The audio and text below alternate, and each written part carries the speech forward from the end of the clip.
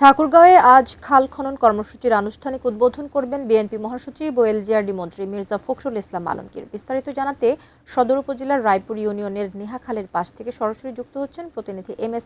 সামাদ। উদ্বোধনের আনুষ্ঠানিকতা শুরু হয়েছে কিনা, না হলেও সেটা কতক্ষণ নাগাদ দেরি হতে পারে, সেখানের প্রস্তুতি কেমন দেখছেন সার্বিকভাবে?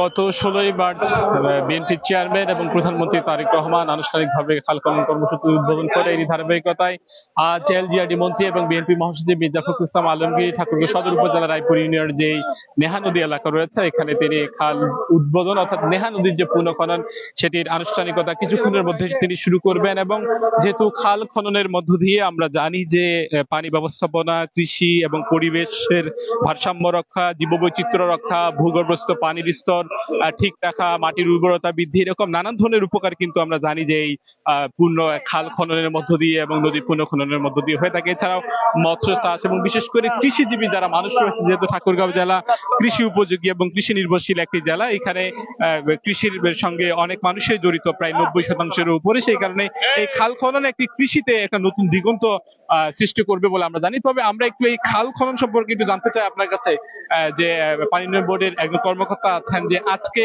বাই খাল খনন কি কি কর্মসূচি নেওয়া হয়েছে আপনার? আমাদের ঠাকুরগাঁও জেলার সদর উপজেলাধীন এই নেহা নদী প্রায় 5.8 কিলোমিটার দৈর্ঘ্যে পুনঃখনন কার্যক্রম বাস্তবায়ন করা হবে। এতে প্রায় 1,14,00,000 টাকা ব্যয়ে কাজটি বাস্তবায়ন করা হবে। আর এই কাজ বাস্তবায়নের ফলে এলাকার যেমন বন্যা মৌসুমে জলাবদ্ধতা দূরীকরণ সম্ভব হবে এবং শুষ্ক মৌসুমে পানি ধারণ করে আমরা কৃষিকাজে ব্যবহার করতে পারবো, মৎস্য সম্পদের অভয়ারণ্য হিসেবে ব্যবহৃত হবে। এতে আমাদের এলাকার যে ইকোসিস্টেম এটা যথেষ্ট ডেভেলপমেন্ট হবে বলে আমরা আশা করছি।